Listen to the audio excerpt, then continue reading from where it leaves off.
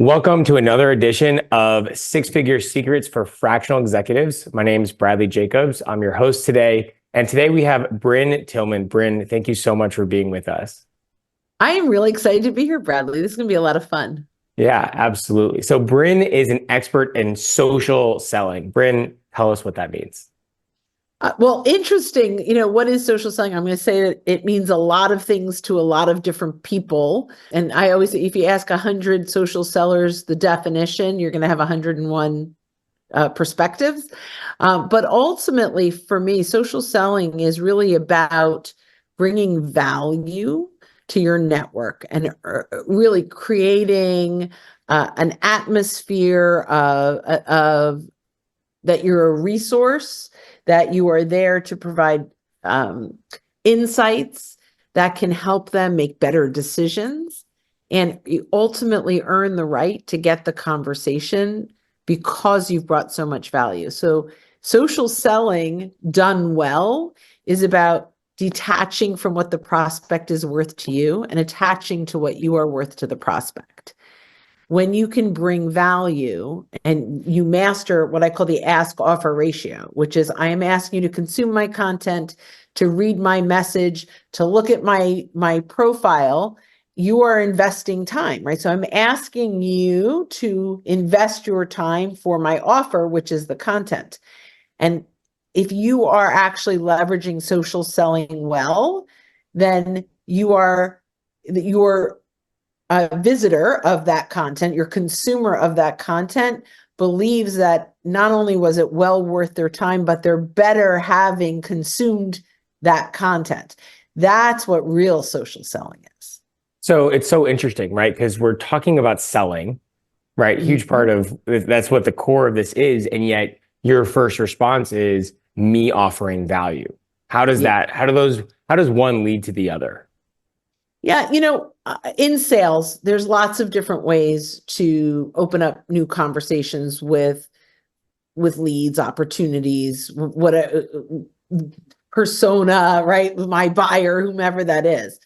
There's marketing opportunities where someone raises their hand and says, I'm interested. There are opportunities through warm introductions where you've identified who in your network knows who that you want to know. But all of this begins with positioning yourself as a resource and earning the right. If you have someone that raises their hand and says, you know what, I'm shopping your services, can we talk? Of course, you're going to go into, let me understand what you need and go right into trying to solve that need or seeing if there's a match. But on social, when you're social selling on LinkedIn particular, which is what I focus on most, very few people are looking for your products and services. Very few people know they need your products and services. They don't understand the risk of not buying your products and services. So when you pitch too soon, you lose them, right? And it's really important that we understand the difference between bringing value and pitching our products. And a lot of salespeople will cross the line so fast. And it's really the difference of leading to your solution or leading with your solution. When you lead with your solution, you're saying, we help people just like you do this, this, and this. When you lead to your solution, you're actually helping them, right? So that's how you earn the right for them to say, you know what, these are really good insights. And really, social selling content covers, there's 5 elements. Number 1, it resonates with the buyer. So when they're scrolling or they look at their message or they go, oh, this is for me. CEOs of manufacturing companies, this is meant for me, right? And number 2, it creates curiosity, enough for them to want to click. Number 3, it teaches them something new that they didn't know before they clicked. Number 3, what they just learned gets their wheels turning about what they're doing inside of their company today. So it gets them thinking differently about their current solution. And number 5, it creates a compelling moment where they accept your connection request, ask you to connect, like your content. We move them from lurker to engager. So it's such a helpful framework because a lot of our they're not used to selling, And even when we say the word selling, it sounds like I should offer my services. And you're talking about there's a lot of work to do beforehand. So let's talk about what that is tangibly. So if I'm a fractional CMO, for example, and I want to add value, as you talked about, what could that look like to add value before I get to that ask? Okay, so can I ask you a couple questions so that Sure. So you're a fractional CMO and you're selling to a company that does not have have any marketing. Is that correct? Or let's say, let's say early stage company that has, that has a founder and there's an engineer and maybe some operations people, but they don't have a full-time marketer. So I'm trying to become that founding marketer, if you will. Okay, and they're an engineer, so it's a SaaS company? Let's say it's some software company. Yes. Okay. So you may start with content, 5 marketing strategies software companies need to launch in the first 3 years of their business. 3 ways, 7 ways, 11, whatever, 11 ways software CEOs need to leverage their current market through thought leadership and strategic referral partners, right? I don't know, right? And then you go, okay, what does that mean? Maybe you're going to create a marketing campaign to build affiliates. Maybe you're going to build, it just depends on whatever you want to bring to the table. But what you're doing is you're educating them on the things that they need to do. You can also go with the 3 biggest marketing mistakes SaaS CEOs make in the first 3 years. So I'm creating a resource, right? Like I'm creating a piece of value added content. So I say, hi, so-and-so founder, I thought you might like to see this. And then I send it over, or you tell me. Yeah. So that's one way to go for sure. And I ask permission. The other way is to get them to quote in your ebook. So you reach out. Dan, I noticed you're a SaaS CEO. It looks like you're about 2.5 years in. We're writing this ebook. Do you have any advice you'd like to share in our ebook? So now we get on a 15-minute call and I review kind of all the mistakes. So he's going, oh my God, I'm not doing that. Oh my God, I'm not doing that. But what's your thought? What did you do that you thought was the best thing? And he's got something. And that's great. We include it. Now we publish it. We socially surround his company. Maybe there's 7, 8, 9, 10 employees. And we get your boss is on page 7. Take a look. Now we go back. I'm like, Bradley, thank you so much for your insights for the ebook. I really think it's going to help a lot of other new SaaS CEO founders and their marketing efforts. I hope you don't mind. But when we were talking, I heard you say this, and I've been thinking, I've got some ideas I'd love to share with you. Are you open to a second call? So now we've earned the right. We've got them thinking because we reviewed all these, like, here are the 5 mistakes. What's a mistake you did or you avoided or your insights? But we had a really nice conversation and there was a little discovery in there. Now you don't want to bait and switch that first call. It's really important. So when you come back after it's published with, I've got some ideas for you. And even, I've been thinking a lot about it lately. He really mattered. I'm going to ask you a hard question now. So I love hard. So the user that's a fractional CMO, right? I am busy. I have clients and I'm trying to serve those clients. And I'm also doing this fractional thing so I can spend time with my family and do my hobbies. And so the idea of writing an ebook, right, and getting these different quotes, it feels like a really massive undertaking. And I'm trying to keep my business development efforts, frankly, as minimal as possible, right, and still fill up my plate. What's your response to that? Like, how do I get this done without having it be all consuming of my time? So the ebook is easy, AI, right? Like, it's just easy. So you interview someone, you have a transcript, you stick it in with a nice prompt in ChatGPT, and all the content is now written.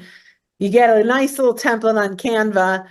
Or, I mean, if you are an outsourced CMO, I'm going to guess that you've got some kind of connections to graphics people, or like it's worth a little investment. But here's the thing, if you're looking to grow your business, you need to have more conversations. You can have someone email all these people with, I'd love to get your thoughts. If you're open, here's a link to my calendar, and you just take the calls and record them.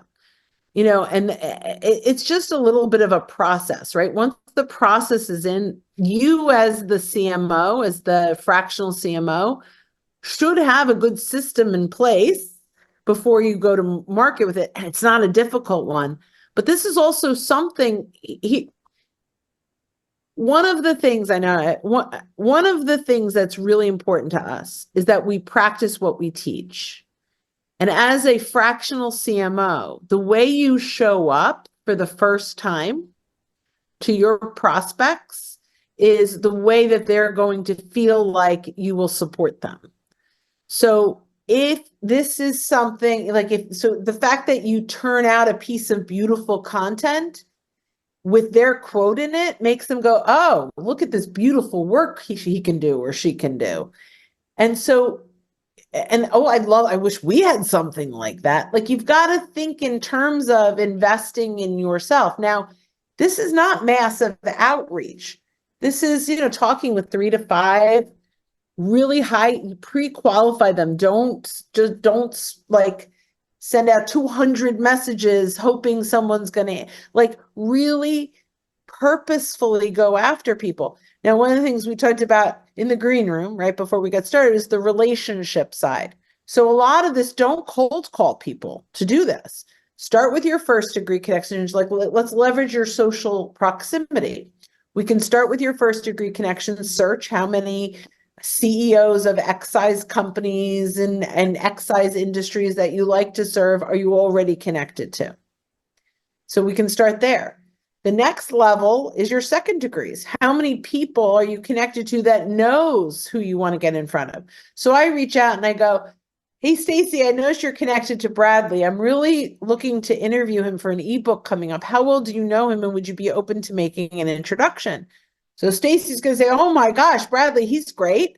And I make an introduction and he's getting interviewed somewhere. I look good, right? And so now that it's a warm introduction, and Stacy reaches, or she says, I don't know Bradley. And then I go to the next shared connection.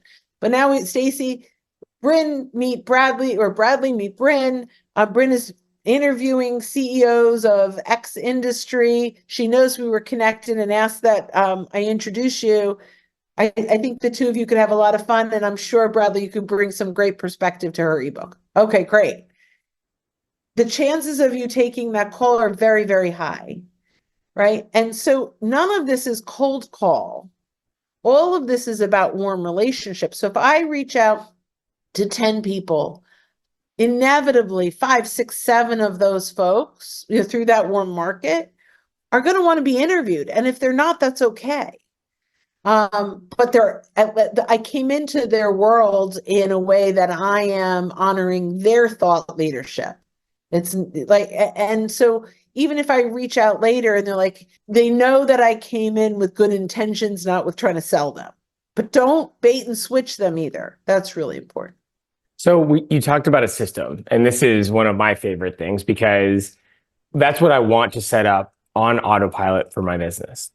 So the question is, let's say I have 2 hours a week as a fractional CMO, and I'm looking to set up, and I'm willing to make an investment upfront in time and maybe some resources to say, okay, I'm going to set up a system.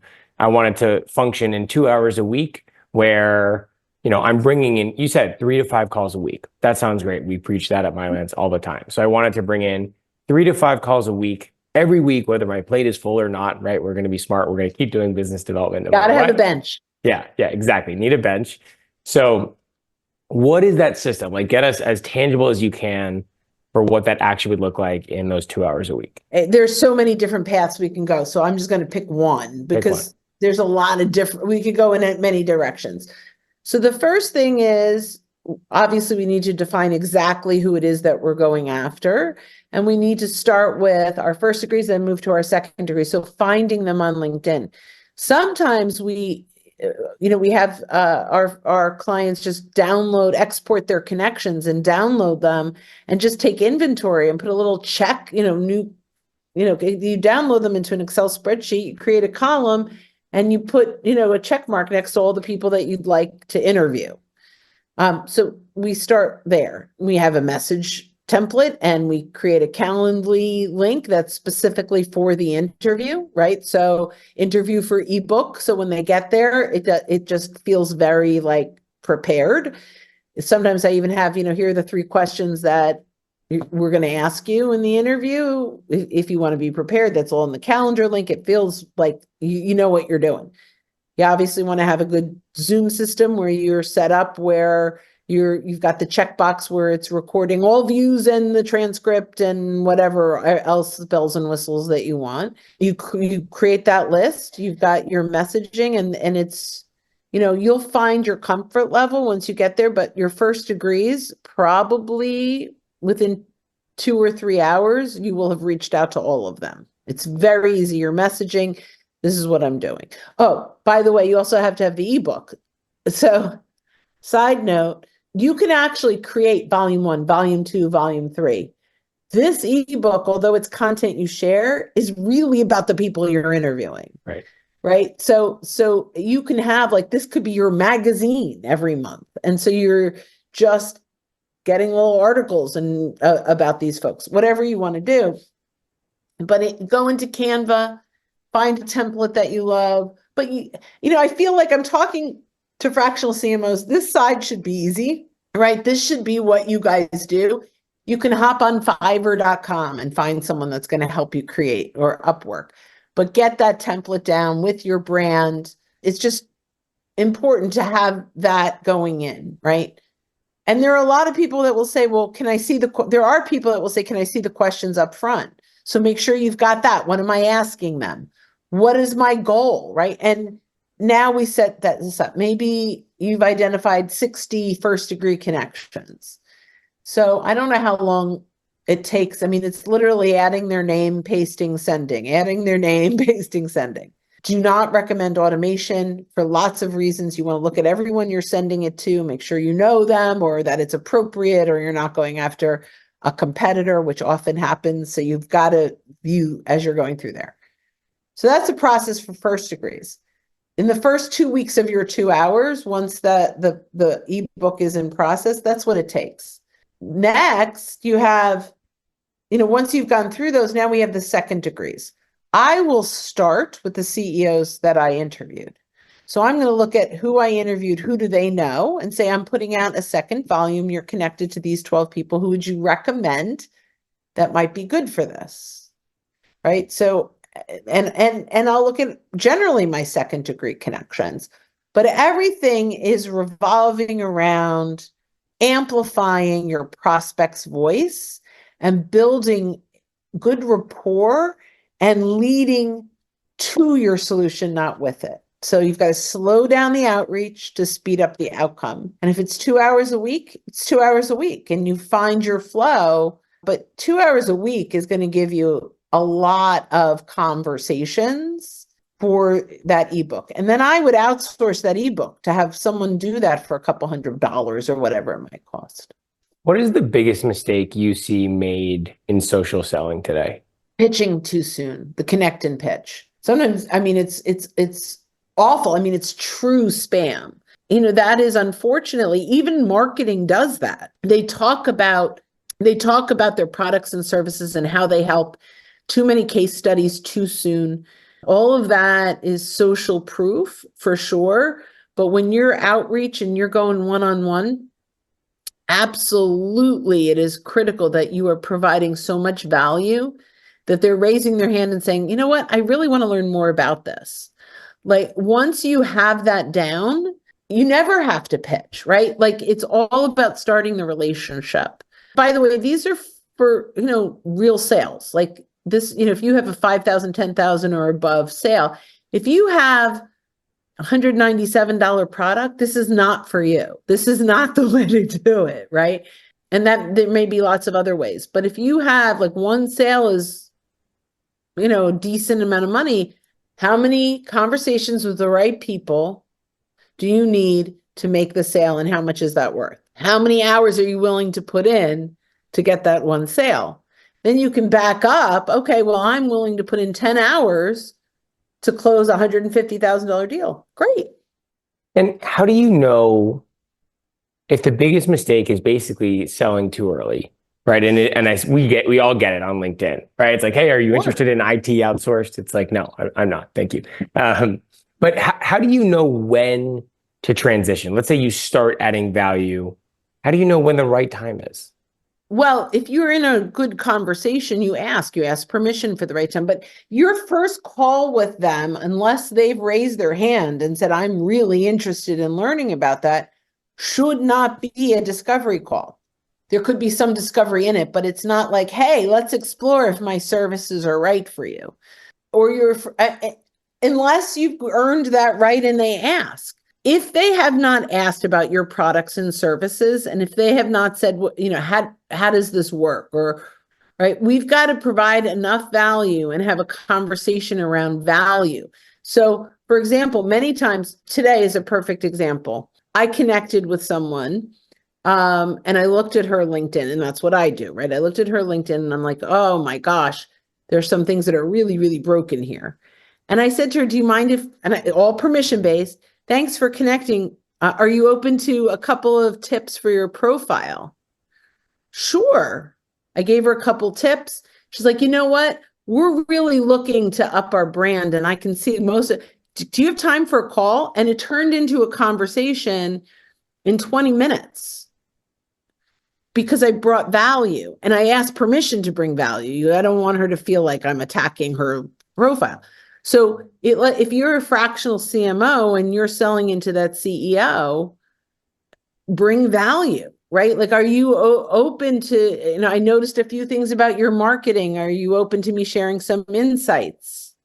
And if you're bringing value, and I would actually do that second, I would do something more generic first, potentially. In this case, I didn't, but generic, something more generic. And as a fractional CMO, like when we work with fractional CMOs, CFOs, we always tell them, go look at the job postings, and then, right, they have an opening. That's a great way in.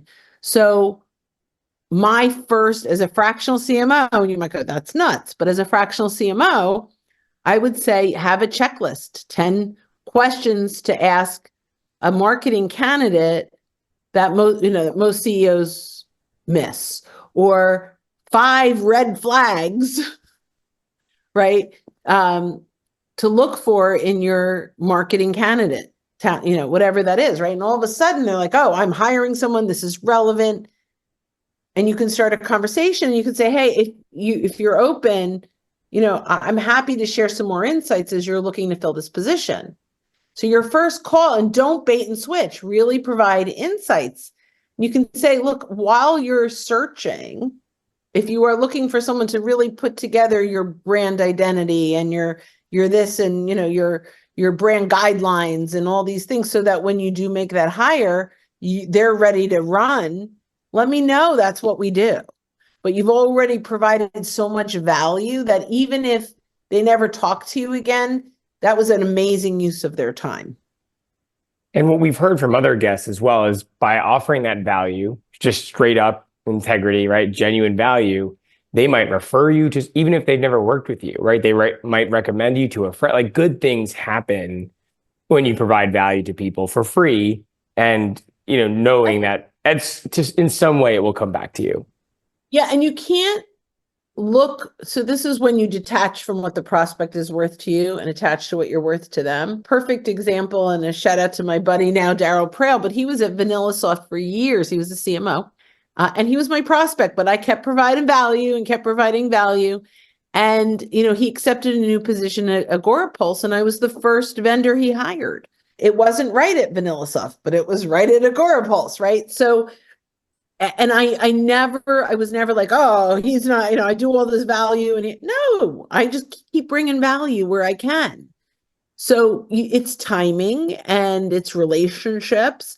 And when you are attached to the sale, you're going to lose the rapport. How do you recommend our customers think about keeping up with their network? Like, tangibly, when we think about, they always say, right, check in, stay up to date, right, every few weeks, every few months. What is the actual process you recommend? Like, is there a CRM and a reminder process, or what do you suggest? So like teams often have like a sales loft or a pipe drive where you've got like this constant feed. I am a selling CEO. We have a minimal CRM, that just keeps track. But for me, I keep track of things in my calendar. So this is so rudimentary, but I have like a reoccurring every single day, Monday through Friday, and I go in and I edit that one day's event with the people I'm going to follow up with. So if I say, okay, I'm going to follow up with Bradley in 3 months, I'm going to grab your URL and I'm going to put notes in my calendar. And maybe I'll have 4 people a day that I'm following up with. So I know that sounds so rudimentary, but until you're in my CRM, and you don't go into my CRM until someone says, till I like put them in the CRM when they're like, okay, I want a proposal. I want to talk about it because I have been in so many companies, even as a chief learning officer, where Salesforce was just corrupted with so much content. So if they are not interested, they're just in my LinkedIn or they're in my calendar for follow-up and they go into my CRM when they're a real opportunity. And that was a commitment I made to myself when I launched my own company. But we do have a CRM and we keep up with some. I know it's awful that I'm saying this, but it's just the reality of a small business. Really, a lot of what we do, I'll go through like little things like on LinkedIn, go ring their bell. Mm, Right. So there's a little bell that if you are a first degree connection with someone, it's there. If you are not, you have to follow them and it'll show up. And when you ring their bell, their content is going to come into your notification. So every day, look at your notifications. And if there's an opportunity to engage, one of the best ways to nurture someone is to engage on their content because that's right. what they care about. So that's something that you do. The next thing is, for example, now we have these ebooks, right? So it's the prospect by interview. I wanted to touch as many of the sales trainers as I possibly could in a short period of time. And I'm like, you know what? I know all of these folks, although I'd love to have a conversation, I'm just going to get their insights in an ebook. So I put together a form and I sent 218 people. I'd love your insights. And I think we got 30 people. And we have an ebook that'll go out in a week or so. And I'm going to tag them and I'm top of mind, but I'm not having a conversation with every single one of them. But it's just a way to kind of keep on top of things. And it's around sales and AI. So I had a whole bunch of people say, I'm just not there yet with AI. I don't have any insights to share. Well, that's okay, because once this book is out, I'm going to say, hey, you said I've got some insights for you, right? You can up your game a little bit from this. So there's just lots of ways to engage. And because it's social, I love to combine sales and marketing. Like this is a great opportunity you guys are fractional CMOs. This is the way you need to think of things, right? How do my sales and marketing outreach combine in a way that creates rapport with the right people? Let's say you put follow up with Bradley in 3 months, you put it on the calendar. When that calendar invite comes, are you then pulling up Bradley's LinkedIn, looking at his activity, and sending a thoughtful note based on maybe what you see? Or are you just sending a relatively generic, like, hey, want to check in with you, see how you're doing? So everyone's going to have their own notes. Like, I'm not sure, right? So if it's just like, I just want to just keep in front of Bradley, right? I'll go in and I'll look for your content and I'll engage if you've had content. Now, it might be, it's 2 weeks old. What do I do? Well, in comments, I'll read it. I mean, this is the thing is you've got it, like, don't blindly comment, right? But I'll read it. And then in comments, I'll say, looks like I'm a little late to the game, but I'm glad I showed up, right? And so if there's an elephant in the room, call it out. And now you're like, I only had 4 comments. You're my 5th comment 2 weeks later. I matter because I made you matter. Mm. So, and it depends on what do I want to get in 3 weeks? Is it I just want to stay top of mind? Are you a good referral partner? Are you a prospect? If you're a prospect, maybe I send you content. I have created content specifically for one prospect, right? I had a conversation and then I wait 2 weeks and I'll do a little video and I'll say, hey, I was recording this video and I thought of you. I thought this was a lot like our conversation. Of course I thought of them. I made this content for them. But it could be just a 30-second video. It could be whatever it is. And it's like, hey, and now I'm engaging and they're like, oh, they remembered our conversation. So and again, that's like someone where there's a high, a high likelihood of that they might need my services or be a great referrer at a high level. You don't want to invest that much time in one person necessarily, but I can punch it out fast, right? So I could do a video pretty quickly.